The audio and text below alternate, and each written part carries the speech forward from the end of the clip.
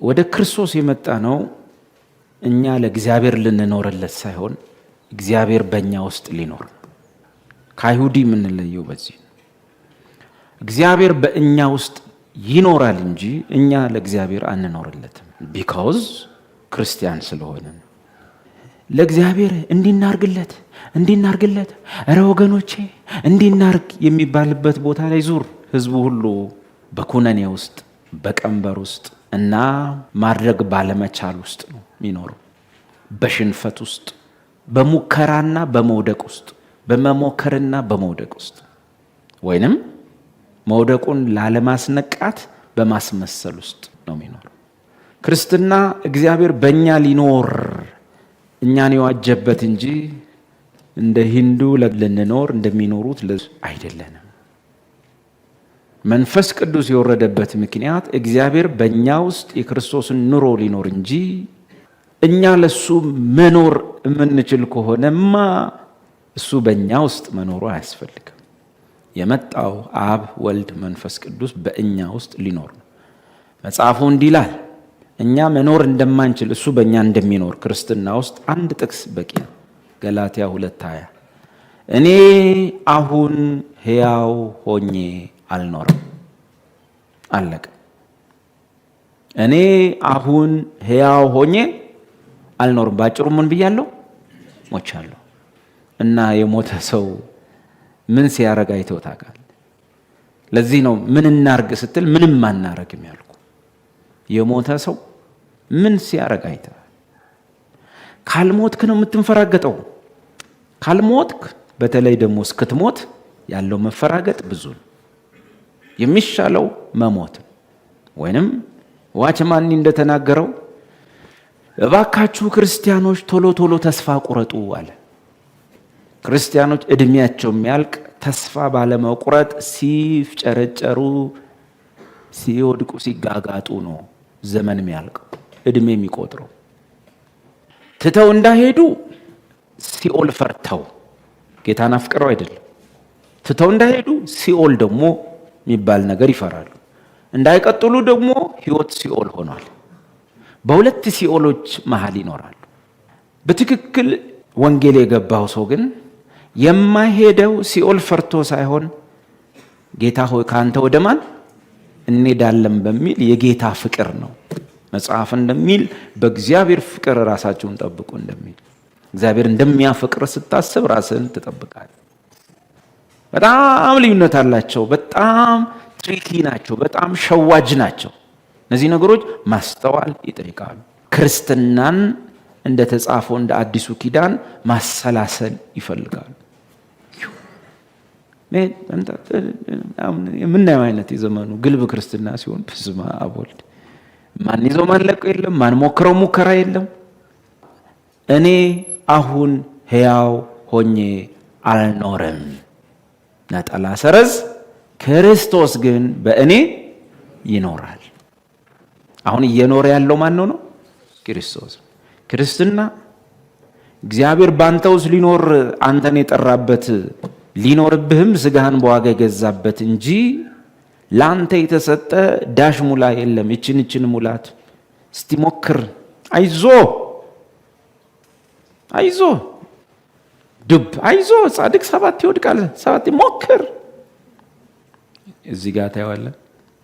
it is no longer I who live, it is no longer I who live። አሁን እየኖርኩ ያለሁት እኔ አይደለሁም፣ እኔ እየኖርኩ አይደለም። ሳውልማ በአይሁዲ እምነት ውስጥ ለፈጣሪው ሊኖር ሞከረ፣ ሊኖር ታገለ። ለፈጣሪ ለመኖር ስትፍጨረጨር ምን እንደምትሆን ታውቃለህ? ፈጣሪን አሳዳጅ ትሆናለህ።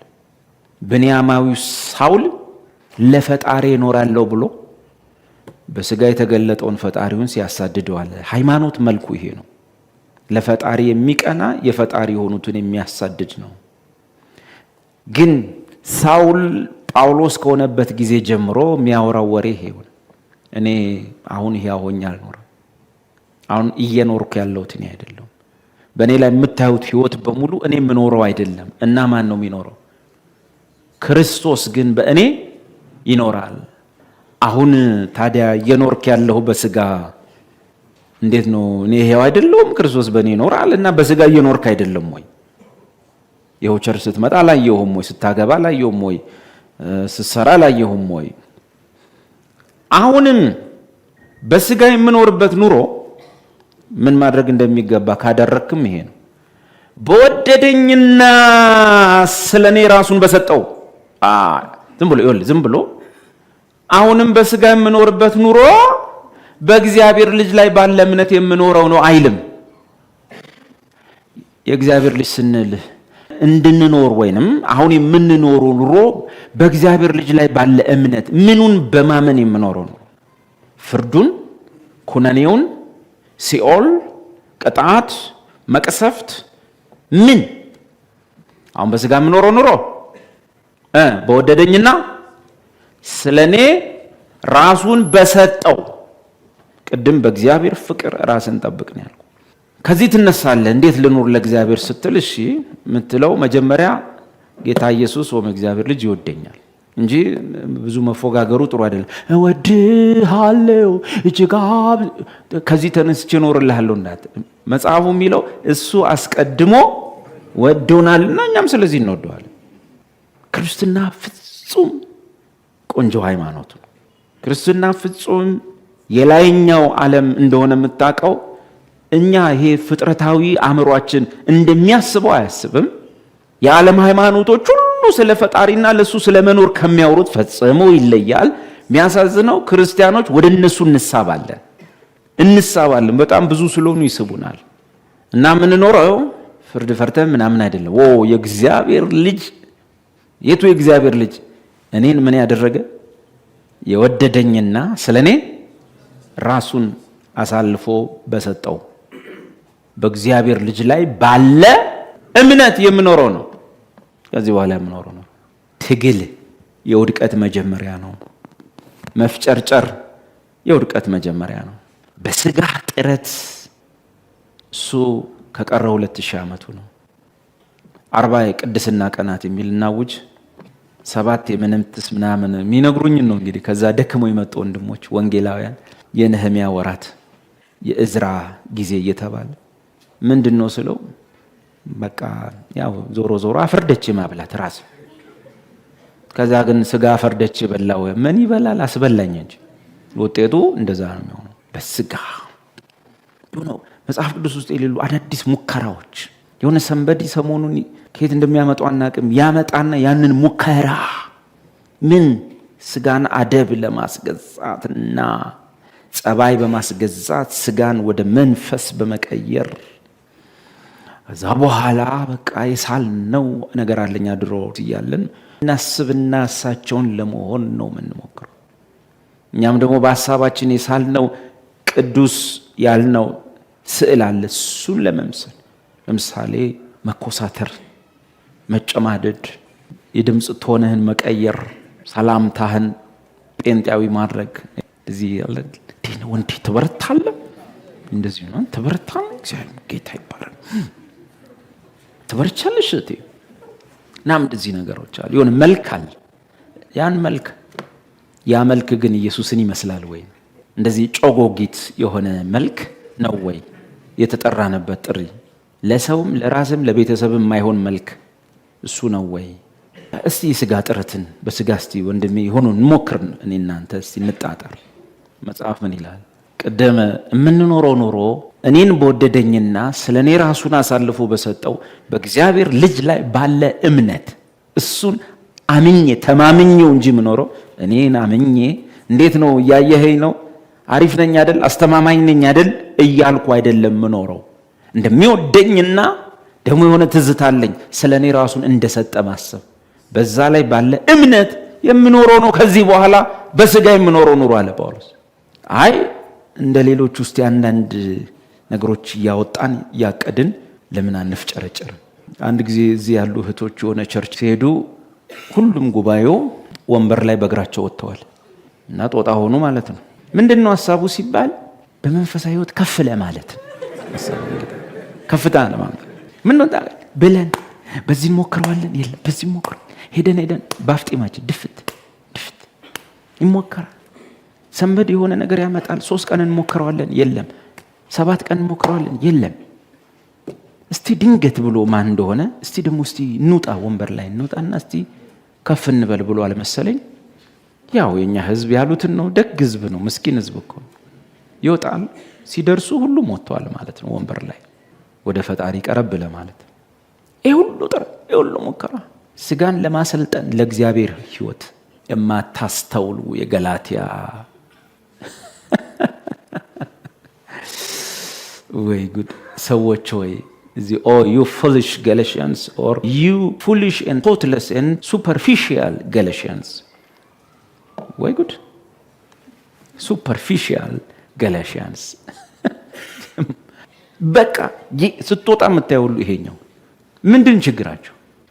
በአይናችሁ ፊት ሁሌ ሲኖሩ መንፈሳዊ ህይወትን ሲያስቡ በክርስቶስ እግዚአብሔርን ማመን በክርስቶስ እግዚአብሔርን መከተል ሲያስቡ ሁሌ ምን እያዩ ነው ህይወታቸው የሚመሩት የነበረው? በአይናችሁ ፊት ኢየሱስ ክርስቶስ እንደተሰቀለ ሆኖ ተስሎ ነበር። ለእውነት እንዳትታዘዙ አዚም ያደረገባችሁ ማን ነው? አዚም ያደረገባቸው ገላትያ አካባቢ ያሉ ጠንቋዮች፣ አስማተኞች አይነት ነው። አዚም ያደረገው ማለት አዚሙ ምንድነው? መጀመሪያ አዚሙ ምንድነው? አርግ አታርግ የሚል ህግ የሙሴ ህግ ቸርች ውስጥ ይሄን እናርግ ይሄን አታርግ የሚባል ትምህርት አዚም አለው ጳውሎስ። ስለዚህ አዚም አድራጊው ማን ነው ማለት ነው? ህዝቡ ላይ ክርስቶስ እንደተሰቀለ እያሰቡ እንዳይኖሩ ህግን ወደ መጠበቅ መፍጨርጨር እንዲሄዱ አዚሙ ህግ ከሆነ ገላትያ ላይ አዚም አድራጊው ማን ነው ማለት ነው? ጠንቋይ ለፓስተሮች አቤት ፓስተሮች። ስለዚህ አሁን ይሄንን አዚም ያደረገባችሁ ማን ነው ተብሎ እንደተጻፈ የአዚም መናፍስትን እየተዋገን ጸልያለን ብትል ይሄ ጥቅስ ከዛ ጋር ምንም ግንኙነት የለውም። አዚሙ የደብተራ ምታት አይደለም። ምንድነው አዚሙ? ህግ አርግና አታርግ። ይሄን እናርግ ወገኖች፣ ባካችሁ እንዲህ ማድረግ ከዛሬ ጀምሮ በሉ። ከዛሬ ጀምሮ እንደዚህ ገጥሟችሁ ያውቃል? ኮንፈረንስ ላይ ሁላችንም ወጣቶች ትንሽ ጎረምሳ ሁላ ሁላችሁም ከዛሬ ጀምሮ በሉ። ሃሌሉያ። ከዛሬ ጀምሮ ሁለተኛ ወደ እህቶች ላይ እህቶች ደግሞ በቀጥሎ ሁለተኛ ወደ ወንድሞች ጳውሎስ እንዳልታውቃለ ልክ እንዲህ ከተባለ በኋላ አለ በማግስቱ ምንድን የሚለው ይብሳል። ማየቱ መታየቱ በጣም ነው የሚብሰው ብሎ አለ። ይሄ ሱፐርፊሻል የሆነ ውጫዊ መልክ ያለው ለታይታ የማስመሰል ግብዝነት የተሞላበት የጴንጤ ከለር ነው። እዚህ ቤት ውስጥ ስትመጣ መጽሐፍ ቅዱስን ብቻ ለምሳሌ ነው የምንጣጣር እና ኢየሱስ ክርስቶስ እንዴት ሆኖ እንደተሰቀለ ሆኖ ተስሎ ነበር። ለእውነት እንዳትታዘዙ አዚም ያደረገባችሁ ማን ነው? ያው ጠቅሰናል። አገልጋዮቹ ምን ሰምቶ ነው ጳውሎስ እንዲህ ያለው? ምን ሲሆኑ ሰምቶ ነው እንዲህ ያለው? ይህን ብቻ ከእናንተ እንድማር ወዳለሁ። እስቲ ንገሩኝ። አንዳንድ ሰው አለ ለጽድቅ ጠበቃ መስሎ እንደዚህ ስንል ሰው ምናምን የሚሉ አሉና እናውቃቸዋለን። ግን እንደዚህ ይላቸዋል ጳውሎስ። እሺ ይህን ብቻ ከእናንተ እንድማር ወዳለሁ። እስቲ እንደው ምናምን ንገሩኝ። እስቲ እናንተ እኮ ጎበዞች ናችሁ፣ ታውቁ የለ ለእግዚአብሔር የምትቀኑ ጽድቅ ያሳሰባችሁ ሰዎች አይደላችሁ? ከኔ በለጠ እንደማለት ነው። ጳውሎስ አሽሙሩን ስሙ። ከእናንተ እንድማር ወዳለሁ። ምን በሕግ ስራ ወይም ከእምነት ጋር በሆነ መስማት መንፈስን ተቀበላችሁን? መልሱልኝ። ከሕግ ስራ ወይስ ከእምነት ጋር በሆነ መስማት? እኔ መጥቼ ወንጌል ስሰብካችሁ ወንጌሉን የስ አምናለሁ ስላላችሁ በየትኛው ነው መንፈስ ቅዱስን የተቀበላችሁት? ያው ታች this is all I want to ask you. Did you receive the Holy Spirit as the result of obeying the requirement of the law? ሕጉ የሚጠይቀውን አርግና ታርግ ብሎ በጻፋቸው የሚጠይቀውን መስፈርት አሟልታችሁ ነው እንደ መንፈስ ቅዱስን የተቀበላችሁት? ደርሶ አትስረቅን፣ ደርሶ አትመኝን፣ ደርሶ እንዲያታርግን 600 ትእዛዝ ይሄንን አሟልታችሁ ነው እንደ ያኔ መንፈስ ቅዱስን የተቀበላችሁት? እስቲ መልሱልኝ፣ አስተምሩልኝ እናንተ ጸባይኞቹ፣ እናንተ በዲሲፕሊን ከኔ የምትበልጡቱ አለ ጳውሎስ። ነው ወይ ከሕግ ስራ ማለት ሕግን በመጠበቅ ነው ወይስ ከእምነት ጋር በሆነ መስማት ማለት ወንጌል ስሰብካችሁ ነው ወይ? የተሰበከላችሁን ወንጌል በማመናችሁ ነው መንፈስ ቅዱስን የተቀበላችሁት? ምረጡ፣ ንገሩኝ። መንፈስ ቅዱስን የተቀበላችሁት ሕጉን ስትጠብቁ ተገኝታችሁ ነው ወይስ ኢየሱስ ፈጸመው፣ ኢየሱስ ጨረሰው ሲባል አመንኩ አምናለሁ ስትሉ ነው የተቀበላችሁት? ቀጥለው ይህን ለነማን ነው የሚለው? አሁን የሥጋ ጥረትን ላሳይ። በሥጋ መፍጨርጨር፣ በሥጋ የምንጣጣረው ምንም ነገር የለም ያልኩ ወዳጄ፣ እንዲህ የማታስተውሉ ናችሁ? በመንፈስ ጀምራችሁ። ምንድነው የጀመሩት ወዳጄ? እድር፣ እቁብ፣ የጸሎት ፕሮግራም ምንድነው በመንፈስ የጀመሩት? ምንድነው የጀመሩት? የሰፈር ስብሰባ፣ የቸርች ጉባኤ፣ የመጽሐፍ ቅዱስ ጥናት ምንድነው የጀመሩት? በመንፈስ የጀመሩት። ይህን ጥቅስ ማያውቅ ሰው የለም። በመንፈስ ጀምራችሁ በሥጋ ፍጹማን ለመሆን ወይም ልትፈጸሙ ትፈልጋላችሁ የሚለው ሁሉም ያውቃል። የሚጠቀሰው የማይሆን ቦታ ላይ ነው። ሰዎች የሆነ መንፈሳዊ ፕሮግራም ይጀምሩና ተደባድበው ሲለያዩ በመንፈስ ጀምረው በሥጋ ፈጸሙ። ሲጀመር ንባቡ እንደዛ አይልም ብለናል አይደል? ንባቡ ምንድን ነው የሚለው? በመንፈስ ጀምራችሁ በሥጋ ትፈጽማላችሁ ነው። ይሄ ምን ብሎታል? አበላሽቶታል። ለምን? ዲጂታል ስለሆነ። አይ ዲጂታል ላይ የሚጽፉ ልጆች፣ ዲጂታል ላይ የሚሰሩ ልጆች እንደዛ ነው እየተረዱ የነበረውና ሲሰሩትም ሲጽፉትም ትፈጽማላችሁ ብሎ ነው የጻፉት። ሃርድ ኮፒ የያዘ ሰው እቺኛዋ እቺ ጽ አይደለችም፣ ጸ ነው። ጽ ሳይሆን ምንድነች? ጸ። ትፈጸማላችሁን። እስቲ ሌላ ትርጉም አውጡና ነቡልኝ። የሚገርም ነው። አያችሁ ቸርች ውስጥ ብዙ ይሄን ሁሌ በመንፈስ ጀምራችሁ በሥጋ ትፈጽማላችሁን እያለ ሰውየው ሁሌ ያወራል፣ ጽና ጸን ሳይለይ እና ልጆቹም ወጣት ናቸው። ሲሰሩት እንዲህ እያደረጉ እየሰሩት የድሮ 54ቱ አንበዋ ማይክ ስጡት። ጽና ጸ ምንም አይገናኙም። በጣም የትርጉም ልዩነት አላቸው። እሺ ከአንድ ጀምሮ እቺ ቁጥር ስንት ነች? 3 ናንባት። እንዲህ የማታስተውሉ ናችሁ? በመንፈስ ጀምራችሁ አሁን በሥጋ ትፈጸማላችሁን? በመንፈስ ጀምራችሁ አሁን በሥጋ ትፈጸማላችሁን? ሌላስ እስኪ የተስተካከለ ዲጂታል አለ? ጸ ብሎ የቀየራለ? ጸ ነው ጸ ተስተካክሏል። ምንድን ነው? አይወታ ነው ምንድን ነው? ኦኬ እነዚህ ማስተካክሏል። እነዚህ ደግሞ ሌሎች ናቸው። ልክ ናቸው ጎበዞች። ሌላስ ምን ማለት ነው? በመንፈስ ጀምራችሁ በሥጋ ትፈጸማላችሁን? ማታስተውሉ ናችሁ። ምንድን ነው መፈጸም? ምንድን ነው መፈጸም? መፈጸም ሳይሆን መፈጸም። ትፈጸማላችሁን?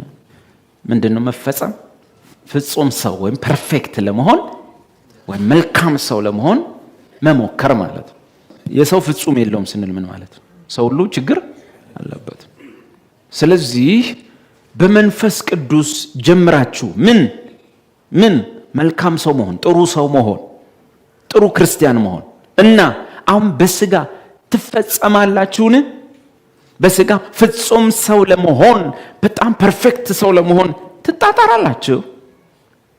እሺ ሌሎች ትርጉሞች መደበኛው ያው ቃል ምናምን አውጡና፣ እንግሊዘኛው ግልጽ ነው። ይኸውና ይኸው እንግሊዘኛው Are you so foolish and senseless? Having begun ምንድን ነው የጀመሩት? በመንፈስ የጀመሩት having begun your new life by faith። ዝም ብሎ ላይፍ ሳይሆን ቅድም በእግዚአብሔር ልጅ ላይ ባለ እምነት የምንኖረው ነው። ላይፍ by faith አዲስ በእምነት ላይ የተመሰረተ ህይወታችሁን በመንፈስ ጀምራችሁ የሚለው ምንድን ነው? መጽደቃቸውን ነው ወይስ ህይወታቸውን new life by faith። በምን ጀመሩ? with the spirit ካፒታላይስ በመንፈስ ቅዱስ። እዚህ ጋር are you now being perfected? ይኸውልህ በመንፈስ ጀምራችሁ አሁን በሥጋ ትፈጸማላችሁን? are you so foolish and senseless having begun your new life? አዲስ ህይወታችሁን by faith ከጀመራችሁ በኋላ በምን? with the spirit are you now being perfected and reaching spiritual maturity by the flesh? መንፈሳዊ ብስለት መንፈሳዊ ህይወታችሁን በሥጋ ጥረት ልታመጡ ታስባላችሁ? ሰው ልክ ገዳም ገብቶ ጾሞ ጸልዮ የሆነ መንፈስ ሊሆን እንደሚያስበው ክንፍ ሊያቆጠቁጥ እንደሚያስበው እንደዛ በጥረት ታስባላችሁ? ምንድነው ያ ጥረት? that is by your own works። አሁን ቅድም ወዳጄ እችን እንዳበረታታው ነው የጠየቀኝ። የሆነ ነገር ስራ እንደዚህ ማድረግ አለበት። that is by your own works and efforts። ጥረት፣ ትግል to keep the law። ህጉን በመጠበቅ ጥረት፣ ትግል። ህይወታችሁን ልትቀይሩ ታስባላችሁ? መንፈሳዊ ህይወትን ልትኖሩ ታስባላችሁ? ልትበስሉ ታስባላችሁ? አይቻልም። እሱም ባስተምር ምን እንደሚሆን ታውቃለህ? አሁን ያለውን አይነት ጴንጤ ነው የምንሆነው ሁላችን። ይባላል ጥረት ነው፣ ልፋት ነው፣ እንዲያርግ ነው፣ ሲስተም ነው፣ ዘዴ ነው፣ ሙከራ ነው። ግን ጴንጤው በመላው ኢትዮጵያ እንደምታውቀው ዘሆል ሲስተሙ ፎል አድርጓል፣ ወድቋል። ሲስተሙ ኮራፕት አድርጓል። ማንም አሁን ጴንጤ ነኝ ብትል ክብርም አይሰጥህም፣ ስፍራም አይሰጥህም። ድሮ በወንጌል ምክንያት ነው የምንሰደደው፣ መከራ የምንቀበለው። አሁን ግን በራሳችን እጅ መሳቂያ ሆነናል፣ መሳለቂያ ሆነናል፣ የዛም የዚህም ማሾፊያ ሆነናል። ቀልዱ የተጀመረው ማላገጡ የተጀመረው የት ነው ሲባል የእግዚአብሔርን ወንጌል የአዲሱን ኪዳን ኃይል ቤተክርስቲያን ትታ ህግ ሰባኪ ስትሆን እነዚህ ሁሉ ኢትዮጵያ ላይ ዘይት የሚቸበችቡ ልጆች፣ ጨው የሚሸጡ ልጆች በህግ ተኮትኩተው አድርግ ተጣጣር የሆነ መልክ የሆነ መወጣጠር ተስሎባቸው ያደጉ ናቸው። ከየትም የመጡ አይደሉም። ከትልልቅ ቸርች ወጥተው ነው ትንንሽ ቸርች የሆኑት። ይህን ያህልም ማታስተውሉ ናችሁ። በመንፈስ ጀምራችሁ በስጋ ትፈጸማላችሁን? ወይንም በስጋ ፍጹም ለመሆን ትጥራላችሁን? ትጥራላችሁ? እንደዛ አይነት ሰው እስኪ ደክመው እግዚአብሔር ዝም ይለዋል። ተስፋ እስኪ ቆርጥ ብሎ ሲያቅተው እግዚአብሔር ከረዳው ወደዚህ እውነት ይመጣና ወይኔ እኔ ለዘመናት እኮ መከራ ስበላ አሁን ግን ህይወቴ ሳላስበው መቀየር ጀመረ። ድሮ ተጣጥሬ ማይቀየረው አሁን ሳልጣጣር ሁሉ ይቀየራል። ድሮ ተፍጨርጭሬ እምቢ አለኝ አሁን በቃ በጌታ እንጆ ያረኩ ነገሩ መልክ እየያዘ ነው። ችግር አለብኝ ግን መልክ እየያዘ ነው ማለት ይጀምራል። እግዚአብሔር ይህንን ኃይል እንድንለማመድ ይፈልጋል። እግዚአብሔር ፕሮቴስታንቱ ዓለም ያለውን አይነት የማስመሰል መልክ እንዲኖረን አይፈልግም። ቲያትራዊ ነገራችንን አይፈልግም። ይህን እንድንለማመድ ይፈልጋል። በጥረት ውስጥ የማይሆኑ ነገሮች ሁሉ እውነት እላቸዋለሁ። ለዚህ ነው ብዙ ሰዎች ይደውልና አሁን ትምህርቱን መከታተል ጀምሬያለሁኝ 3 ትምህርት ሰምቻለሁ እና ግን በህይወቴ ብዙ ችግር አለስ እና ፓስተር አንድ ቃል አውጣልኝ ይላሉ። ብዙ ቃል ትምህርት ውስጥ አለ እላቸዋለሁ።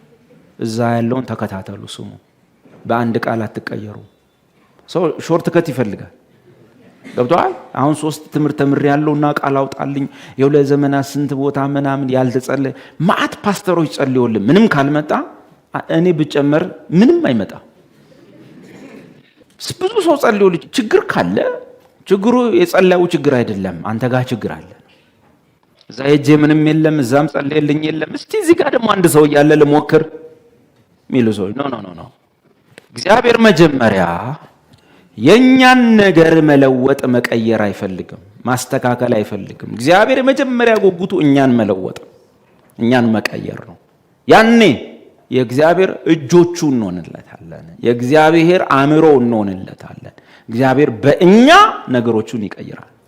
አንተ ሳትቀየር ያንተ ነገር ቢቀየር የት እንደምትደርስ እግዚአብሔር በደንብ ያውቃልና አንተ ሳትሰራ ያንተ ነገር ቢሰራ ድምጥማጥህ እንደሚጠፋ ያውቃልና እግዚአብሔር አንተን ሳይሰራ ያንተን ነገር እንዲሰራ የመሄድ ያራድነት መንገድ የብልጣብልጦች ክርስትና እግዚአብሔር ከኛ ይባሳል። እየርክ ብርህን በየቸርቹ እየጣልክ ትመጣታል። ምንም ጠብ የሚል የለም። የአንድ ሰሞን ስሜታዊነትና ወኔ ብቻ ሆኖ ይቀራል። ክርስትና መሰረት ያለው የተደላደለ እዛ ጋር ስታንድ ፊርም ሆነ የምትቆምበት 2000 ዓመት ያስቆጠረ ሃይማኖት ሰሞኑን በሰፈር መገለጥ ምንም የማይጨመርበት ሙሉ የሆነ ሃይማኖት ነው። እዛ ውስጥ ገብቶ መኖር እና በስጋ ጥረት ማንም ሰው መንፈሳዊ ህይወትን መኖር አይችልም። እንዴት በስጋ ጥረት መንፈሳዊ ህይወት ለመኖር ህጉን በመጠበቅ የሆነ ነገር በማድረግ እንዲያርጉና እንዲያታርጉ በሚል ለመኖር እንዴት ታስባላችሁ? በስጋ ጥረት መኖር ትፈልጋላችሁ? አዎ ኦኬ፣ ቀጥሎ ምዕራፍ 3 ላይ ነው ያነበብነው። ምዕራፍ 5 ላይ ውጤቱን ይነግርሃል። በስጋ ጥረት ኦኬ ጀምር፣ እኔ ውጤቱን እነግርሃለሁ። ሳትጀምር ምን የስጋ ስራ የተገለጠ ነው። እና ምንድን የሚሻለው? በመንፈስ ግን ብትመላለሱ። በመንፈስ ነው የጀመርነው ህይወታችንን። ምንድነው በመንፈስ መመላለስ ማለት? እኛን በወደደንና ስለኛ ራሱን አሳልፎ በሰጠው በእግዚአብሔር ልጅ ላይ ባለን እምነት የምንኖረው ኖሮ እሱ የእምነት ኖሮ ይባላል። የመንፈስ መመላለስ ይባላል። እንደዛ ሲሆን ኢየሱስን የማሰላሰል ዘመንና ኑሮ ሲኖርህ ፈተና አለ። አዎ። መንገጫገጫ አለ። አዎ። መሬት ደርሰህ ትመለሳለህ። አዎ። ግን ሁሉ ነገር መልክ እየያዘ እየሰመረ እየበሰልክ እየተስተካከለ እየቀና ይመጣል። በኢየሱስ ስም የነ ጳውሎስ ዘመን የመዳን እውነትና የህይወት አቅም በእኛ ላይ ይሁን። እነሱ የኖሩበት ከህግ ዓለም የወጣ ሙሴን ያሰናበተ በእግዚአብሔር ልጅ ላይ ባለ እምነት የሚኖረው ያ ንጹህ ኑሮና ህይወት በእኛ ላይ አካል ይልበስ። እያደገ እየተገለጠ እየወረሰን እያሸነፈን ትልቅ ሰው ያርገን። አሜን። ኢን ጂሰስ ኔም